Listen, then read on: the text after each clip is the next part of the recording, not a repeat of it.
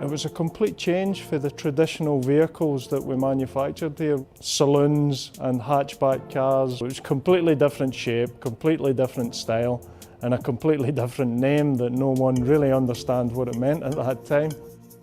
I thought the name was fantastic. I just thought it had a ring to it that attracted you to the car. Nobody else was doing it. It was a groundbreaker. It was a car that basically made the market. It was a gamble, but the feeling on the shop floor and that was confidence in it, and I think everybody knew it was going to sell really well. Customers just wanted it. It was a new segment. We couldn't get that kind of car that they wanted. We couldn't get this hybrid between an SUV and a C-segment hatchback. We were the only ones making it. First Qashqai hitting the 1 million mark was great. We were in a stage where the more we can build, we can sell. The volume just continued to increase, so we were challenging the plant in terms of what volume we could produce. You are getting the repeat customers. That goes down to the quality and hard work that goes into each and every Qashqai. The challenge with Qashqai was because Nissan was first. When you bring the second generation and the third generation out, can you keep the successful formula going? Can you make it better? And I think every time we've proved we can.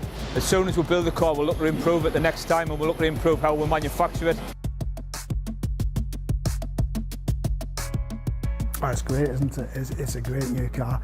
It's obviously a Qashqai, but it's moved forward. It's a modern day Qashqai. Nowadays, customers expect more technology, more connectivity, and certainly on this new Qashqai, they're getting it. It's a future for not just us, as in the people that work here now, but it's a future for our children and children beyond that.